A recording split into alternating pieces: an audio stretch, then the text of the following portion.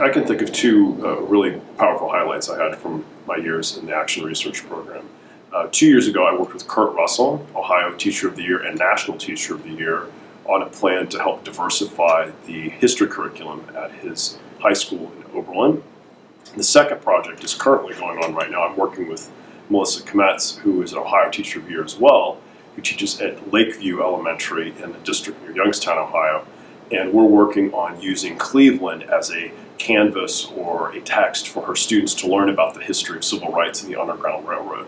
So those have been probably the two most exciting experiences I've had in the program. It's been really wonderful for me to step outside of my own experience as a college educator.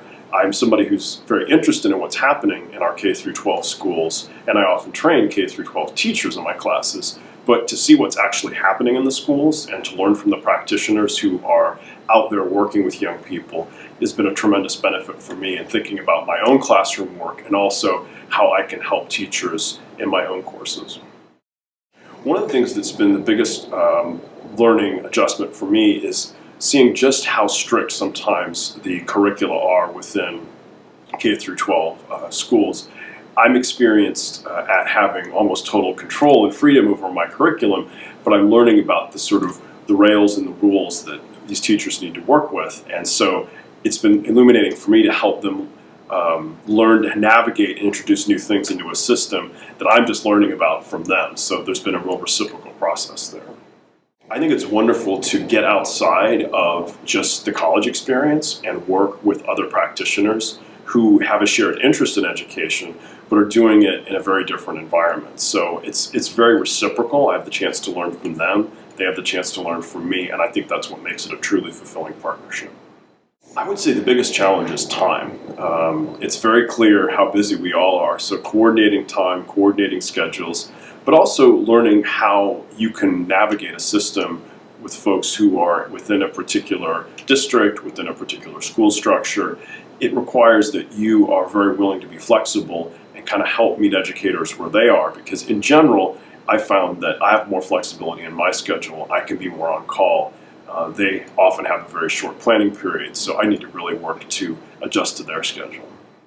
I would say the first thing is, if you have any interest in it at all, you should just go for it, because you never quite know how it's going to play out, but it's always going to be rewarding to work with a fellow committed educator who wants to reach out and work with you at CSU.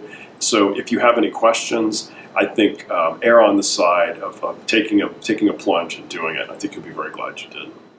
I would say be very open-minded as you enter the process. I started off working primarily with a high school teacher in the greater Cleveland area, but I've also worked with folks out in rural high school districts, ex-urban elementary school districts, and I've always been very willing to trust that the pairing partners will know a good way for us to work together. So don't enter with a presupposition that you know you can only work with one kind of teacher or one kind of district. And in fact, it's been really helpful to learn all the different ways that education is happening out there. So bring an open mind, bring a high energy level, and I think you have a great experience.